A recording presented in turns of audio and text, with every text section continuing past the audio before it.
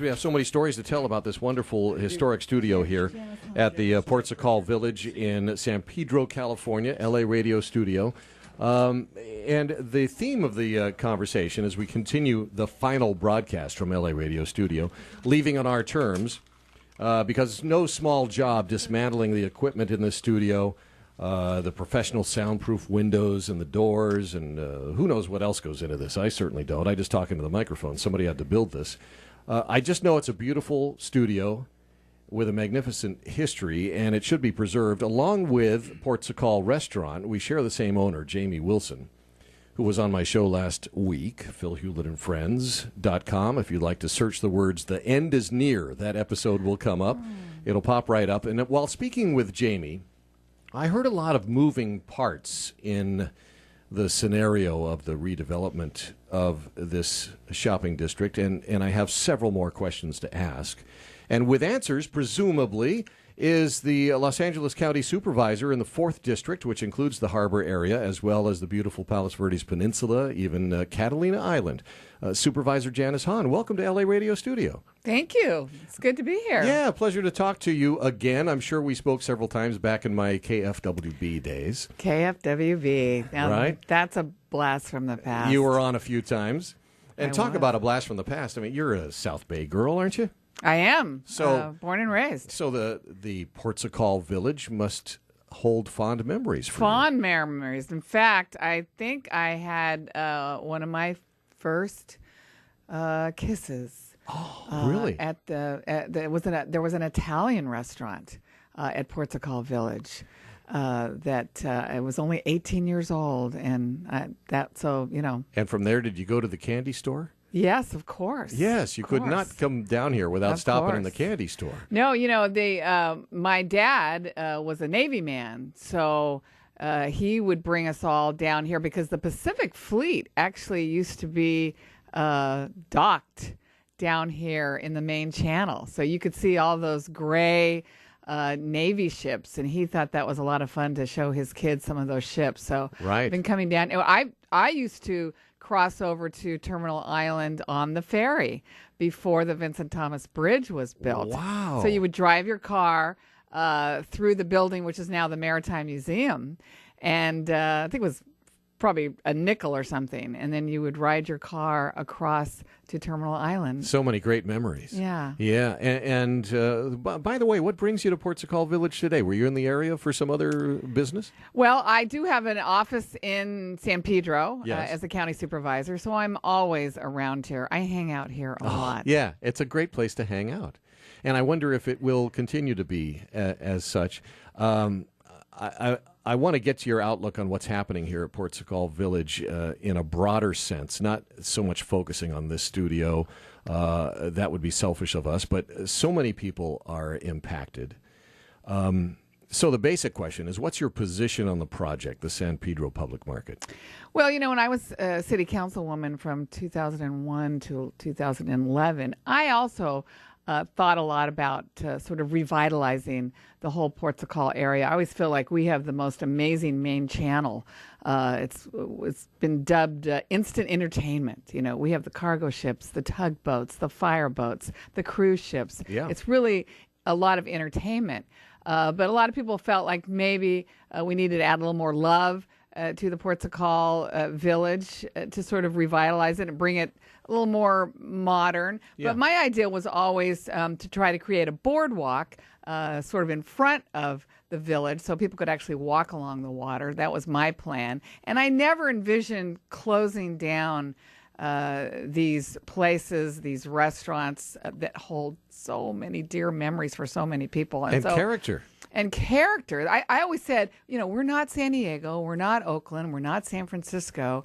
We are kind of, it's a working port. So Right. we got grit, we got character, and things like the Ports of Call restaurant as well as the fish market. Yeah, Provide a really unique, experience. You know, it's for a little people. like, if you've ever been up there, it's a little like the Channel Islands Harbor. They have a similar village like that. I guess it has a little bit more of an upscale feel to it, but more or less it's the same thing. Shops Right. and restaurants. Right. And that's what we have here. And so your idea of a boardwalk and a little facelift as opposed to the heavy-handed approach that's being taken. I agree. So, and of course, I never, ever would have advocated for the Ports o' Call restaurant to shut down. That's the place that has the memories. That's a community gathering. We've all been there for wedding receptions and a few funeral receptions. I And, have my hand up. yeah, and all sorts of community meetings, and the chambers of commerce used to hold annual banquets here. I've had my election night victory parties at Jamie's restaurant for a long time. It's been my signature place to watch the election returns come in. Yeah, it's just a wonderful place. And so many of the small businesses that have been displaced, their buildings razed. But there are no signs as of yet that I could see of any new building. Do you know why? Well, I don't know everything, which doesn't keep me from talking. Yeah. But I have not heard that the developer has any tenants, or I've even been told his financing really isn't even in place to actually begin building. Ooh, that doesn't sound good. So it's been hard to watch these things get torn down without any real replacement being in the works. I mean, I think if anything happens, it won't happen until 2019 anyway. Right. But we're not hearing too much news about what's coming out in the future here. Mm-hmm. Yeah. In my introduction, I referenced moving parts. There's a lawsuit with a significant law firm, Girardi and Keys, known for winning high-profile environmental-related cases, notably Aaron Brockovich.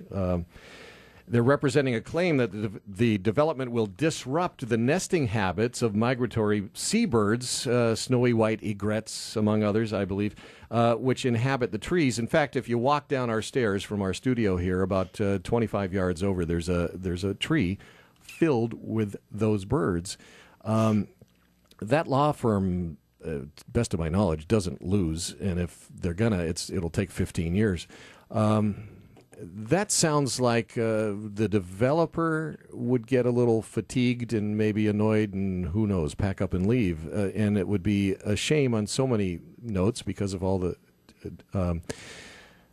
demolition that's occurred already and the folks who've been displaced. And this is what Jamie Wilson told me. He said, I'd hate for the restaurant to get demolished and then the economy change or something else happen, and then it was all for naught. Yeah, we would all hate that. I think that would be, I mean, I hate it getting demolished even if there's something coming behind it. I think it's just a crying shame to demolish the Ports o' Call restaurant. It has such history and such beauty. I mean, when you go inside of it, the walls, the floors, the actual bar that Jamie and a friend helped build. And, yes. I mean, it's gorgeous. So yeah, we all hate that idea. But I think what this recent lawsuit shows is that, people are trying everything they can to keep this restaurant open and alive, and no one wants to roll over and quit. I think Jamie's trying everything.